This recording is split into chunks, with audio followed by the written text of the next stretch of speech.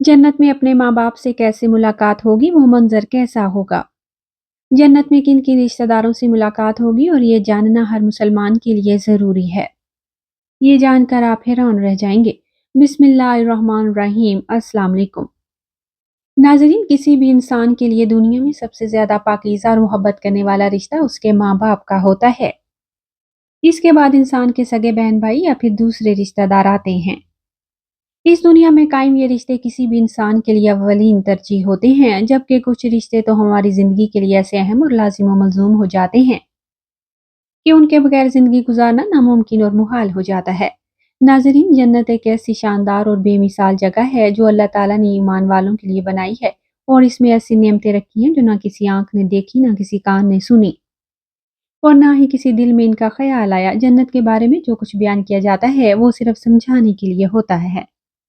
वरना दुनिया की आला तरीन चीज़ का भी जन्नत की किसी नेमत से कोई मुकाबला नहीं। लेकिन अब सवाल ये पैदा होता है कि क्या इंसान की ना खत्म होने वाली ज़िंदगी यानी जन्नत में भी हमारे ये अहम और पाकीज़ा रिश्ते क्या हमारे साथ होंगे? ये सवाल अक्सर हमारे ज़हनों में आता है। इस दुनिया में हमारा सबसे अज़ीम रिश्ता यानी हमारे माँ-बाप क्या जन्नत में भी हमारे साथ होंगे?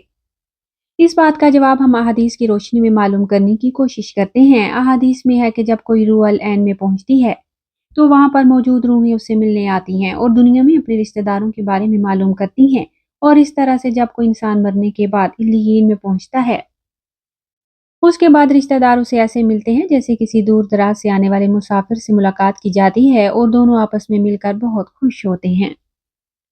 इरशाद बारी ताला है, ए मेरे बंदो, आज तुम पर ना कोई खौफ तारी होगा और ना तुम गमगीन होगे। मेरे वो बंदे जो हमारी आयतों पर ईमान लाए थे और फर्मा बरदार रहे थे, तुम भी और तुम्हारी बीवियां भी खुशी से चमकते चेहरों के साथ जन्नत में दाखिल हो जाओ। इनके आगे सोने के प्याले और गिलास गर्दिश मिलाए जाएंगे और इस जन्नत में हर वो चीज़ होगी जिसकी दिलों को ख्वाहिश होगी और जिसमें आंखों को लज्जत हासिल होगी। उनसे कहा जाएगा कि इस जन्नत में तुम हमेशा रहोगे। नाज़रीन, इन आयात से ये बात साबित होती है कि जन्नती मर्दों की बीवियां भी जन्नत में उनके साथ ही रहेंगी और एक साथ ही जन्नत में रहेंगे। जन्नत में उन्हें हर वो चीज़ मुहैया की जाएगी जिसकी वो ख्वाहिश करेंगे। हज़रत अबू हुरैरा रज़ी अल्लाह तआला अन्हु से रिवायत है कि रसूल पाक सल्लल्लाहु अलैहि वसल्लम ने इरशाद फरमाया, जिस वक़्त कोई मोमिन बंदा मरने के करीब होता है, तो रहमत के फरिश्ते सफ़ेद रेशमी कपड़ा लेकर आते हैं और रूह से कहते हैं कि निकल जा, तो अल्लाह ताला से रज़ामंद है और अल्लाह तुझसे रज़ामंद है। फिर वो रूह इस तरह मुअत्तर हालत में निकल जाती है, जिस तरह से उम्दा खुशबूदार मुश्क, और फरिश्ते हाथ पर उसे उठाए हुए आसमान के दरवाज़ों पर ले जाते हैं, तो आसमान वाले फरिश्ते कहते हैं, क्या उम्दा खुशबू है, जो कि ज़मीन से आई है। फिर उसको अहले ईमान की अरवाह के पास लाते हैं, तो वो अरवाह खुश होती हैं और ये खुशी उस खुशी से भी ज़्यादा होती है जो किसी बिछड़े हुए इंसान की आमद से इंसान को मुयस्सर आती है। फिर वो पहले से मौजूद मोमिनीन इस नए आने वाले से दरियाफ्त करते हैं कि फलां आदमी कैसा है और फलां आदमी का क्या हाल हुआ कि जिसको दुनिया में छोड़कर गए थे, अब वो किस तरह के कामों में मशगूल है। और फिर उन्हीं में से चंद रूहें आपस में एक दूसरे से कहती हैं कि अभी ठहर जाओ और इसे छोड़ दो, क्योंकि ये दुनिया के गम में मुब्तला था। यह रूह पूछती है कि क्या वो शख्स अभी तुम लोगों के पास नहीं पहुंचा, वो तो कब का मर चुका था। इस पर वो रूहें कहती हैं कि फिर वो तो जहन्नुम में गया होगा। मोहतरम नाजरीन, हमारे प्यारे नबी हज़रत मोहम्मद सल्लल्लाहु अलैहि वसल्लम ने फरमाया कि तुम्हारे अमाल तुम्हारे उन रिश्तेदारों और ख़ानदान वालों के सामने जो आलम बरज़ख में हैं पेश किए जाते हैं। अगर नेक अमल हो तो वो खुश होते हैं और कहते हैं कि ऐ अल्लाह, आपका फ़ज़ल और रहमत है, बस अपनी ये नेमत इस पर पूरी कीजिए और इस पर इसको मौत दीजिए। इस तरह इन पर गुनाहगार शख्स का अमल भी पेश होता है, तो कहते हैं, ऐ अल्लाह, इसके दिल में नेकी डाल दे जो तेरी रज़ा और कुर्ब का सबब हो जाए। मुख्तलिफ रवायात से मालूम होता है कि जन्नत में मुख्तलिफ रिश्तेदार एक दूसरे को पहचानते होंगे और एक दूसरे से मिलते जुलते रहेंगे और इनमें से बाज़ को एक साथ रखा जाएगा। सूरत तौर की आयत नंबर 21 में अल्लाह सुब्हान तआला का फरमान है, और जो लोग ईमान लाए और उनकी औलाद ने भी ईमान में उनकी पैरवी की, तो उनकी औलाद को हम उन्हीं के साथ शामिल कर देंगे। उनके अमल में से किसी चीज़ की कमी नहीं करेंगे। हज़रत इब्ने अब्बास रज़ी अल्लाह तआला अन्हु से मरवी है, बेशक अल्लाह ताला मोमिन की आंखों को ठंडा करने के लिए उसकी औलाद को उनके असल मुकाम बुलंद करके उसके पास उसके दर्जे में पहुंचा देंगे। अगरचे ये औलाद अपने अमाल के एतबार से उस दर्जे तक ना पहुंचती हो। फिर आप सल्लल्लाहु अलैहि वसल्लम ने ये आयत तिलावत फरमाई, और जो लोग ईमान लाए हैं اور ان کی اولاد نے بھی ایمان میں ان کی پیروی کی، اس سے معلوم ہوتا ہے کہ انسانوں کی اولاد کو اسی کی خواہش کے مطابق اس کے ساتھ ہی رکھا جائے گا۔ لوگ جنت میں جائیں گے تو یقیناً یہ وہ لوگ ہوں گے جنہوں نے اس دنیا میں نیک عمل کیے ہوں گے، جبکہ ایسے لوگ بھی ہوں گے جنہوں نے گناہ کیے ہوں گے، لیکن اپنے گناہوں پر شرمندہ ہو کر اس دنیا میں ہی اللہ تعالیٰ سے معافی مانگ لی ہو اور سچے دل سے توبہ استغفار کر لیا ہو، تو اللہ تعالیٰ ان کو معاف فرما کر جنت میں داخل کرے گا، جہاں اللہ تعالیٰ ان کی ہر خواہش پوری فرما دے گا۔ اور یقیناً اس کی خواہش میں سے خواہش یہ بھی ہوگی کہ دنیا میں اسے جو بھی گناہ سرزد ہو چکے ہوں یا کوئی گناہ والے اعمال اس نے کیے ہوں تو اسے وہ تمام اعمال بھلا دیے جائیں، کیونکہ جنت امن اور سکون کی جگہ ہوگی جہاں منفی خیالات اور غم و غصے کی گنجائش نہیں ہوگی، اور ایک مومن اور جنتی کے لیے ہر طرف خوشحالی ہی خوشحالی ہوگی۔ سورۃ بقرہ آیت نمبر 25 میں ارشاد باری تعالیٰ ہے، اور جو لوگ ایمان لائے اور نیک عمل کرتے رہے ان کو خوشخبری سنا دو کہ ان کے لیے جنت کے باغ ہیں جن کے نیچے نہریں بہہ رہی ہیں، اور جب انہیں ان میں سے کسی قسم کا کھانا کھانے کو دیا جائے تو کہیں گے یہ تو وہی ہے جو ہم کو پہلے بتایا گیا تھا، اور انہیں ایک دوسرے کے ہم شکل بھی دیے جائیں گے، اور وہاں ان کے لیے پاک بیویاں ہوں گی اور وہ جنت میں ہمیشہ رہیں گے۔ ناظرین، ایک اور حدیث میں ہے کہ رسول پاک صلی اللہ علیہ وسلم نے فرمایا، جب اہل جنت جنت میں داخل ہوں گے اور ان میں سے کسی کو اپنے بھائیوں اور رشتہ داروں سے ملنے کی خواہش ہوگی تو اس کا بستر اسے اڑا کر ان کے بستروں کے برابر پہنچا دے گا، اور پھر دونوں تکیہ لگا کر دنیا میں گزرے ہوئے دنوں کے بارے میں باتیں کرنے لگیں گے۔ ان میں سے ایک اپنے ساتھی سے کہے گا کہ اے فلاں، تمہیں یاد ہے کہ اللہ نے فلاں دن اور فلاں فلاں جگہ پر ہماری مغفرت فرمائی تھی، ہم نے اللہ تعالیٰ سے دعا کی تھی اور اللہ تعالیٰ نے ہمیں مغفرت کا پروانہ عطا فرما دیا تھا۔ رسول پاک صلی اللہ علیہ وسلم کی مزاج مبارک کے بارے میں متعدد حدیث مبارکہ بیان کیا گیا ہے کہ آپ صلی اللہ علیہ وسلم انتہائی شگفتہ مزاج تھے اور نرمی و محبت سے مسکرا کر بات کرتے تھے، تاہم کئی بار آپ صلی اللہ علیہ وسلم بے اختیار ہنس بھی دیتے، مگر یہ اس وقت ہوتا جب آپ صلی اللہ علیہ وسلم آخرت کے حالات بیان فرما رہے ہوتے تھے۔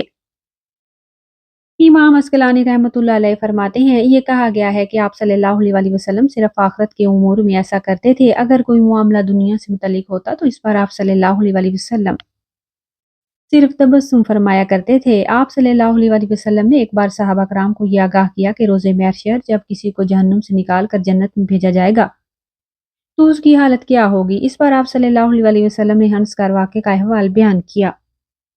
بخاری شریف اور مسلم شریف میں یہ متفقہ حدیث مبارک یوں بیان کی گئی ہے، حضرت عبداللہ بن مسعود رضی اللہ تعالیٰ عنہ سے روایت ہے کہ حضور پاک نے فرمایا، مجھے اچھی طرح معلوم ہے کہ سب سے آخر میں جہنم سے کون نکالا جائے گا یا سب سے آخر میں کون جنت کے اندر داخل کیا جائے گا۔ اپنے جسم کو گھسیٹتا ہوا جہنم سے باہر نکلے گا، چنانچہ اللہ تعالیٰ اس سے فرمائے گا جا جنت میں داخل ہو جا، وہ جنت میں داخل ہوگا تو اسے گمان گزرے گا کہ شاید یہ بھری ہوئی ہے، چنانچہ وہ واپس لوٹ کر عرض گزار ہوگا، اے رب وہ تو بھری ہوئی ہے۔ بس اللہ تعالیٰ اس سے فرمائے گا جا جنت میں چلا جا، لہٰذا جنت میں داخل ہوگا، جنت میں جا کر پھر گمان گزرے گا کہ شاید یہ بھی بھری ہوئی ہے، واپس لوٹ کر پھر عرض کرے گا، اے رب العالمین میں نے تو وہ بھری ہوئی پائی ہے، چنانچہ اللہ تعالیٰ اس سے فرمائے گا جا اور جنت میں داخل ہو جا، کیونکہ تیرے لیے جنت میں دنیا کے برابر بلکہ اس سے 10 گنا زیادہ حصہ ہے۔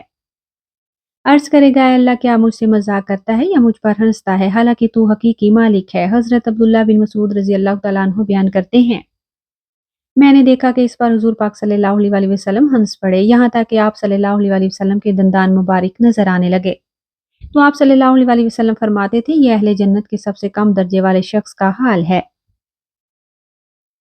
حضرت ابو سعید سے روایت ہے کہ رسول پاک صلی اللہ علیہ وسلم نے فرمایا، جو آدمی سب سے آخر میں جنت میں داخل ہوگا وہ گرتا پڑتا اور گھسیٹتا ہوا دوزخ سے اس حال میں نکلے گا کہ دوزخ کی آگ اسے جلا رہی ہوگی، پھر وہ دوزخ سے نکل جائے گا تو پھر دوزخ کی طرف پلٹ کر دیکھے گا اور دوزخ سے مخاطب ہو کر کہے گا کہ بڑی بابرکت ہے وہ ذات جس نے مجھے تجھ سے نجات دی، اور اللہ تعالیٰ نے مجھے وہ نعمت عطا فرمائی ہے کہ اولین اور آخرین میں سے کسی کو بھی وہ نعمت عطا نہیں فرمائی۔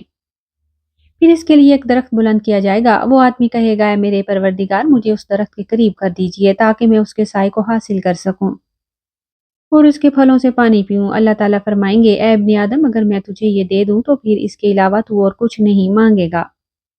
وہ عرض کرے گا کہ نہیں ہے میرے پروردگار۔ اللہ تعالیٰ اس سے اس کے علاوہ اور نہ مانگنے کا معاہدہ فرمائیں گے اور اللہ تعالیٰ اس کا عذر قبول فرمائیں گے، کیونکہ وہ جنت کی ایسی ایسی نعمتیں دیکھ چکا ہوگا کہ جس پر اسے صبر نہ ہوگا۔ اللہ تعالیٰ اسے اس درخت کے قریب کر دیں گے، وہ اس کے سائے میں آرام کرے گا اور اس کے پھلوں کے پانی سے پیاس بجھائے گا۔ پھر اس کے لیے ایک اور درخت ظاہر کیا جائے گا جو پہلے درخت سے کہیں زیادہ خوبصورت ہوگا۔ وہ آدمی عرض کرے گا، اے میرے پروردگار، مجھے اس درخت کے قریب فرما دیجیے تاکہ میں اس کا سایہ حاصل کر سکوں اور اس کا پانی پی سکوں۔ اس کے بعد میں اور کوئی سوال نہیں کروں گا۔ اللہ تعالیٰ فرمائیں گے، اے ابن آدم، کیا تو نے مجھ سے وعدہ نہیں کیا تھا کہ تو اور کوئی سوال نہیں کرے گا؟ اور اب اگر تجھے اس درخت کے قریب پہنچا دیا تو پھر تو اور سوال کرے گا۔ اللہ تعالیٰ پھر اسے اس کا وعدہ لیں گے کہ وہ اور کوئی سوال نہیں کرے گا، کیونکہ وہ ایسی ایسی نعمتیں دیکھے گا کہ جس پر وہ صبر نہ کر سکے گا۔ پھر اللہ تعالیٰ اس کو اس درخت کے قریب کر دیں گے، اس کے سائے میں آرام کرے گا اور اس کا پانی پیے گا۔ پھر اسے جنت کے دروازے پر ایک درخت دکھایا جائے گا جو پہلے دونوں درختوں سے زیادہ خوبصورت ہوگا۔ وہ آدمی کہے گا، اے میرے رب، مجھے اس درخت کے قریب فرما دیجیے تاکہ میں اس کے سائے میں آرام کروں اور پھر اس کا پانی پیوں۔